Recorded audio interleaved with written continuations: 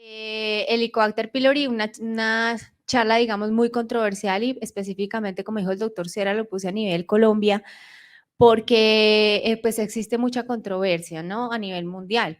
Helicobacter pylori, simplemente para que nos pongamos en contexto, pues es una de las infecciones más prevalentes a nivel mundial. Se sabe que en la mitad de la población tenemos Helicobacter pylori y digamos que su importancia ha sido porque desde que la OMS lo catalogó como un carcinógeno tipo 1 para el desarrollo de adenocarcinoma, pues obviamente prende todas las alarmas cuando tenemos un paciente con Helicobacter pylori. Pero ¿qué es importante saber? Pues que de estos pacientes que tienen Helicobacter pylori, solamente el 1 al 3% son los que van a desarrollar un cáncer gástrico. Tenemos muchas otras patologías asociadas y pues eso es lo que debemos filtrar en nuestros pacientes. Por ejemplo, la úlcera péptica, sí sabemos que en el 90% de los casos de los pacientes que tienen úlcera péptica tienen Helicobacter pylori, pues obviamente son los que debemos tratar. Las recomendaciones, como les decía, su erradicación, pues para la mayoría de las sociedades es erradicar. Este es el consenso de Maastricht, que es como el consenso grande que todos los médicos debemos saber y tener en cuenta porque son las guías. Es el consenso de expertos a nivel mundial. Este está recién salido este año, en agosto del 2022. Pero qué es lo, digamos, chistoso, digo yo, de este consenso, es que este consenso se reúnen 41 expertos a nivel mundial, en el cual pues están 29 países ingresados, en los cuales solamente uno es Japón, que acordémonos que pues el Helicobacter pylori es mucho más prevalente en los países asiáticos y solamente Japón es uno de ellos. Y adivinen que no hay ningún latinoamericano en este consenso, no hay ninguno, ni americano tampoco, que pues sabemos su prevalencia mucho más baja, pero son 41 expertos de países europeos donde la prevalencia del Helicobacter pylori es muy baja. Entonces, pues, de mucha interrogación estas guías. La guía colombiana, esta es la última guía que tenemos, actualmente no está actualizada, es la última que salió en el 2015. Inicialmente, pues estos eran como los estamentos que teníamos para decir que cuando erradicábamos el Helicobacter pylori basados pues en nuestra experiencia. Pero bueno, si nos basamos y nos devolvemos a este consenso de Maastricht, desde el 2015 en un consenso que se hizo en Kioto, en Japón, se definió que el Helicobacter pylori definitivamente era una infección y que si era una infección, como cualquier infección que pudiéramos tener en nuestro cuerpo humano, debe ser tratada. Es decir, que si tenemos el Helicobacter pylori, lo desarrollamos, lo detectamos por test, así el paciente esté asintomático, debemos tratarlo. Entonces, definitivamente, pues podríamos echar a la caneca todas las guías de cuándo es la indicación de manejar un paciente, porque definitivamente lo que nos están diciendo es que actualmente si tenemos un paciente con infección por Helicobacter pylori, así no tenga síntomas, pues hay que manejarlo. Obviamente, pues eso hay que desmenuzarlo muy claramente, dependiendo también de nuestra sensibilidad y pues de nuestra población. Para hablar de refractariedad, pues tenemos que saber que tenemos un manejo inicial y digamos que el manejo inicial de estos pacientes debe ser basado en la susceptibilidad de cada región. En nuestro país, en Colombia, basados pues en estas guías iniciales que pues hasta el momento no se han actualizado, la terapia triple estándar que todos aprendimos, que hemos aprendido, que sabemos que son los inhibidores de bomba de protones, amoxicilina y claritromicina. Inicialmente se debe ser el tratamiento ideal, pero sabemos que basados en esto, en las tasas de erradicación, miren que son por debajo del 80%. Y esto no es solo aquí en Colombia, esto es a nivel mundial. Y si tenemos estas tasas de erradicación, pues realmente no es una terapia adecuada. ¿Qué nos dicen de la primera línea de tratamiento? Definitivamente sí, 14 días y eso lo tenemos que tener en cuenta, no debe haber tratamientos menos de estos días. La claritromicina, que es la que usamos y la que tenemos en cuenta, pues actualmente sabemos que hay unas resistencias importantes, no debemos dar medicamentos y esto es en general cualquier medicamento que vayamos a dar para cualquier infección, su resistencia no debe ser menor del 15%. El metronidazol, por favor, el metronidazol en Colombia tenemos tasas de resistencia hasta del 80%, o sea, este tratamiento de verdad no debe ser dado en los pacientes a menos que lo demos como unas terapias pues ya de erradicación más avanzadas, pues con otras características, pero definitivamente no. Y ya estamos hablando aquí, se habló en el 2015 de terapias cuádruples con bismuto, que seguramente son las terapias que debemos usar como primera línea en nuestro país. Las terapias de segunda línea, pues definitivamente, y esto pues aquí terminaría mi exposición, simplemente diciendo es que pues definitivamente las terapias de segunda línea o hasta de tercera línea que sabemos que podemos usar en el Helicobacter, debemos basarnos siempre en la susceptibilidad, en los antibióticos que usamos inicialmente para el tratamiento, y si definitivamente esto no nos funcionó, pues hay que cambiar al menos 2 de los antibióticos por otros diferentes, y obviamente las terapias con sales de bismuto pues son las que están definitivamente traídas a manejar. Esto fue un artículo que nosotros hicimos acá con el doctor Sierra, miren que fue publicado en el 2012, en el cual se hizo una revisión sistemática del tratamiento ideal, publicado pues en la revista mexicana, en el cual se estudiaron 42 estudios a nivel mundial con 8.123 pacientes, en el cual que definimos, pues lo que sabemos, no hay una terapia ideal. La claritromicina y metronidazol, esto ya lo estábamos diciendo desde el 2012, realmente no son ideales, ni siquiera en nuestro país, sino también pues a nivel mundial. Planteamos en ese momento las terapias secuenciales y la levofloxacina en este momento parecía ser el mejor tratamiento, esto es en 2012, y ya hablábamos de la rifabutina y la furosemide como medicamentos que deberíamos tener en cuenta y en el radar para mejores tasas pues de sensibilidad para los tratamientos. Entonces, ya en contexto, ¿qué es una infección refractaria? Entonces, es un test de Helicobacter pylori persistentemente positivo después de 4 semanas de 1 o 2, o sea, si ya hablamos, si ya dimos 1, también podemos hablar que es refractario. Tratamientos completos recomendados, obviamente con retiro de medicamentos, especialmente pues los IVPs, para definitivamente tener el test del Helicobacter pylori. Debemos también aquí diferenciar entre refractario versus recurrente. Refractario, pues es este paciente. Recurrente es el paciente en el que en los 2 tratamientos o en los tratamientos que le hayamos dado al paciente haya tenido un test negativo. Bueno, entonces eso es lo que tenemos que tener en cuenta. Básicamente existen 2 causas en las fallas de la erradicación. Una, lo sabemos, la resistencia a los antibióticos. 2, muy importante, la adherencia al paciente. Y esto digamos que es casi que más importante que la resistencia a los antibióticos, porque realmente hay que sentarnos con el paciente, hay que explicarle, hay que decirle, el paciente realmente debe tener un tratamiento continuo, efectivo, no suspensión del tratamiento, explicarle realmente la importancia de la erradicación, porque en esta adherencia al paciente casi que el 50% es lo que nos da esa falla en la erradicación. Pero también hay otros factores y digamos que lo interrogamos un poco, y es que nos ha pasado, y acá pues los que de pronto hemos tratado a pacientes, entonces ya segunda falla, tercera falla, les mandamos a hacer un tratamiento o les mandamos a hacer un test de sensibilidad con cultivo, en fin, y cuando nos lleva el cultivo dice que es sensible a todo lo que le dimos al paciente. Entonces, ¿qué pasó? ¿Por qué no se erradicó si realmente era sensible? Entonces, realmente hay otros factores que son los que vamos a hablar. Hablando pues de la resistencia antibiótica, que es lo importante, pues sabemos que hay fallas predecibles, o sea, sabemos porque hay estudios in vitro y eso es lo que tenemos que saber. Y otra cosa que debemos tener en cuenta, que es un punto de buena práctica clínica, es determinar siempre los medicamentos que ha tomado el paciente previamente. Entonces, durante el último año, ¿qué antibióticos ha tomado? No solamente para erradicar el Helicobacter pylori, sino tratamientos que también haya recibido para otras infecciones, y obviamente tenerlos en cuenta y determinar si sí los vamos a dar o no.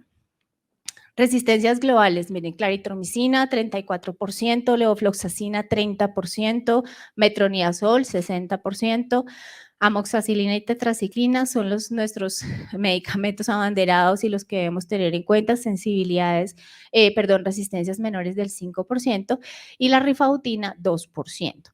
¿Qué sabemos en Colombia? Esto es un estudio que salió ahorita, hace 2 años, en el 2020, donde se hizo una descripción de la resistencia de los principales antibióticos a nivel colombiano, 24 estudios colombianos, cualquier año desde el 2019.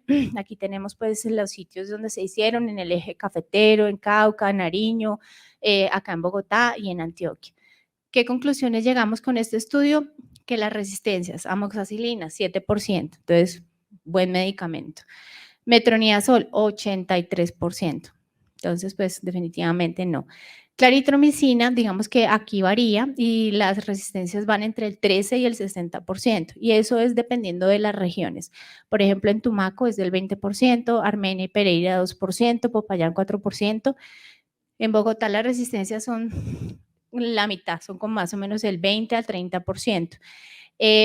Definitivamente como que la conclusión es que en los sitios rurales y donde no haya tanta exposición a antibióticos, parece que la claritromicina sí sigue siendo pues un medicamento importante.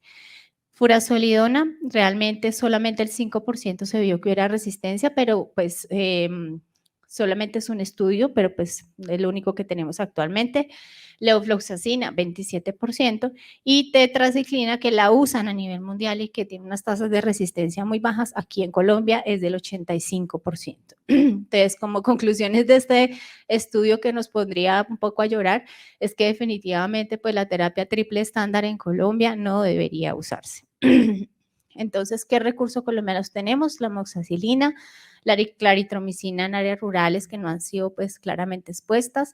La levofloxacina pues depende también del sitio, pero actualmente sabemos que si la asociamos con el bismuto seguramente nos va a ayudar a reducir la resistencia para la levofloxacina. El otro punto, la no adherencia, pues sabemos que esto es un dato que yo no sabía, pero que me pareció interesante, y es que dicen que existen buenos resultados de terapia de erradicación si tenemos una adherencia entre el 60 y el 90%. Es decir, que un paciente que por no adherencia, que no tuvo un tratamiento adecuado, es porque realmente no tomó ni la mitad del medicamento. Entonces, pues siempre hay que insistir en eso.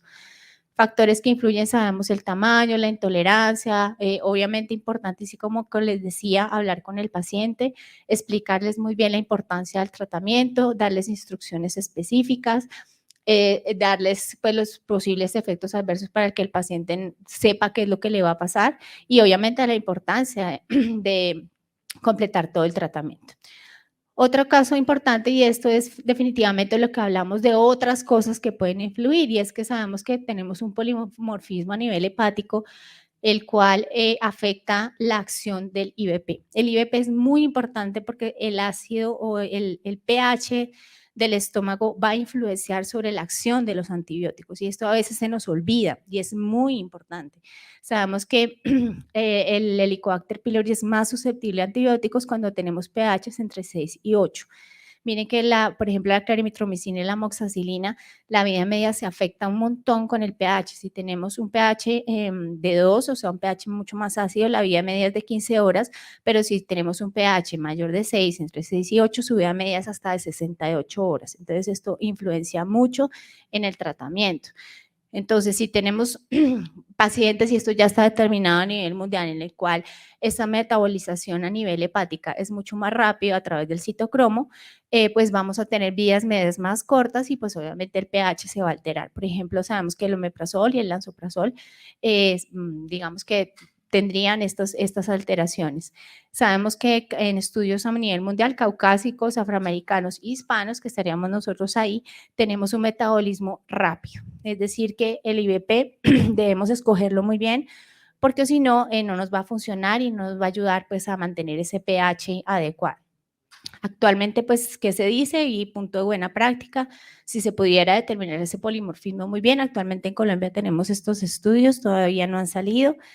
Se habla también de aumentar hasta a veces la dosis o la frecuencia, o sea, no como la usamos cada 12, sino cada 8 horas, y pues esto también está en estudio.